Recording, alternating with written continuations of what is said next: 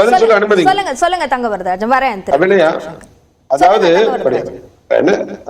அதாவது இவர் சொன்னார் பல கடைகளை சார் 3 ஆண்டுல ஒரு கடை கூட மூட முடியாது, உங்களால ஒரு கடை கூட மூட முடியாது. ஒண்ணு இப்ப என்ன சொல்றாரு வந்து நியாயப்படுத்த ஒரு விஷயம் நான் என்ன சொல்றேன்னா, இதெல்லாம் சொல்லுவேன் நான் என்ன சொல்றேன், ஏன் இலக்குகள் அதிகம் அதெல்லாம் உள்ளார போனா நிறைய விஷயங்கள் பேச முடியும் சார். இப்ப சொன்னார் அவரு வந்து சார் அந்த நீ மக்கள்கிட்ட கேட்டு உங்க திமுக இதுபடி பாத்தீங்கன்னா யாரு சார் அங்க வந்து பொறுப்பு அமைச்சர், திமுக ஒவ்வொரு மாவட்ட பொறுப்பு அமைச்சர் போட்டிருக்காரு. அந்த பொறுப்பு அமைச்சர் யாருன்னு பிரச்சனை சொன்னா ஒரு அதை நான் நிறைவு கருத்துல சொல்லுங்க. பொறுப்பு அமைச்சர் யார் அந்த மாவட்டத்துக்கு, வேலவர்களா யாருன்னு சொல்லுங்க. ஒண்ணு நான் என்ன கேக்குறேங்க, நீங்க வந்து இந்த அரசியல் தலைவர் சம்பந்தப்பட்ட இல்ல, அது தலையீடு இல்ல, அவங்க வெளிப்படையா சொல்லிட்டாங்க, நிரூபிக்கன்னு சொல்றாங்கன்னு சொல்றீங்களா, அதுதாங்க நான் கேட்கிறோம். சிபிஐ விசாரித்தால் இதுல எல்லாவிலும் பாஜக சொல்றோம். குஜராத்ல 25 வருஷமா கள்ளச்சாராய சாலை இந்தியாவுல அதிகமா இருக்கு. எத்தனை சிபிஐ கொடுத்தீங்க? எத்தனை சிபிஐ வழக்கு எடுத்தீங்க? இப்ப மோடி கள்ளச்சாராயத்தை ஊக்குவிச்சாரு, நீங்க ஒத்துக்கிறீங்களா? இப்ப இருக்கிற பெண் ஒத்துக்கறாங்க, ஊக்குவிக்கறாங்க, ஒத்துக்கிறீங்களா? நீங்க டாக்டிஸ் வச்சிரீங்க. நீங்க நீ பேசுறது எவ்வளவு குற்றச்சாட்டு பொறுமையா இருங்க. நீங்க தவறான தகவலை சொல்றீங்க. நீங்க தவறான தகவலை சொல்றீங்க. நீங்க தவறான தகவலை சொல்றீங்க. சரியா பேசுங்க. நீங்க வந்து சொல்றீங்க. இந்த உங்களுக்கு பதில் சொல்லுங்க. நீங்க சொல்ல அந்த விஷயத்தை சொல்லிடுங்க.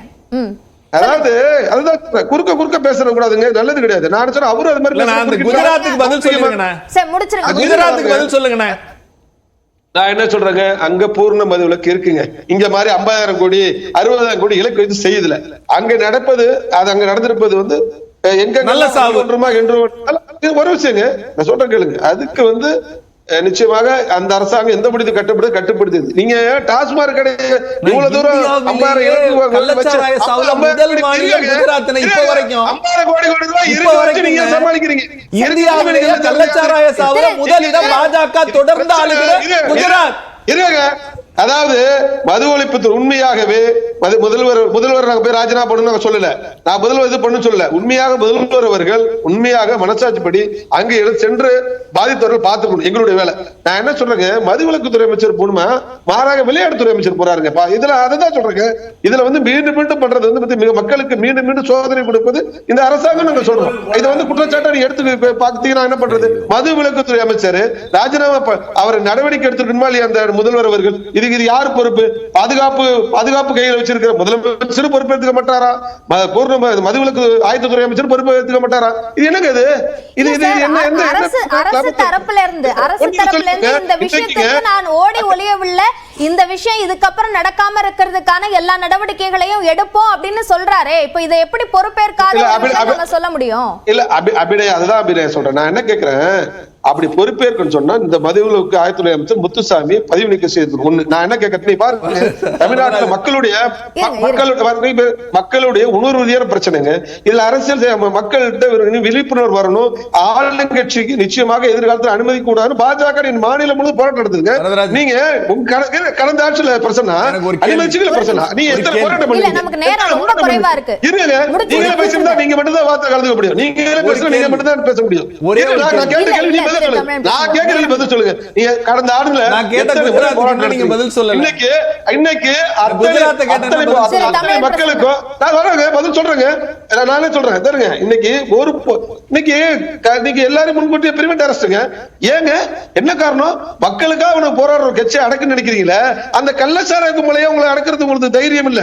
அதான் அதுக்கு திசை திருப்பறதுக்கு குஜராத் மகாராஷ்டிரா காட்டாங்க. இந்த சமாளிப்பு பேச்செல்லாம் வேண்டாம். மக்கள்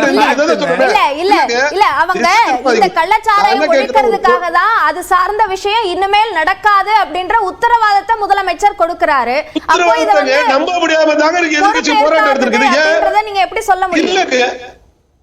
ஆமா மேடம், நான் என்ன சொல்றேன், ஒரு பொறுப்பான ஒரு அரசாங்கம் இருந்திருந்தா கடந்த முறை நடந்துச்சுல, ஒரு வருஷத்துல மே மாதம் இந்நேரம் இரும்பு கரை கொண்டு கொடுத்து அதுலதான் சொல்றது சிபிசிஐடி விசாரணை என்பது நிச்சயமாக பொறுப்பு இல்லைன்னு பிரச்சனை இருக்கு. மோடிக்கு பொறுப்பு இல்லைன்னு கூட சொன்னாரு, கோவண்ணா கூட சொன்னாரு, அண்ணன் மூத்த தலைவர் அவர் கூட சொல்றாரு. பாருங்க, அதாவது கூட்டணி கட்சியா இருக்கலாம். ஆனா நான் என்ன சொல்றேன், இதுல யாரும் முட்டு கொடுக்காங்க.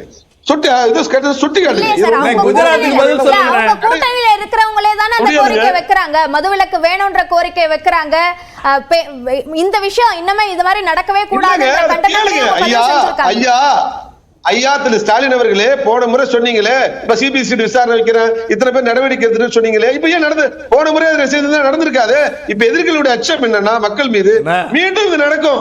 இது மாதிரி சிபிசிஐடி விசாரணை போனா, சிபிஐ விசாரணை போனா இதுக்கு முற்றுப்புள்ளி வரணும் பாஜக சொல்லுது. இதுதான் என்னுடைய விஷயம்.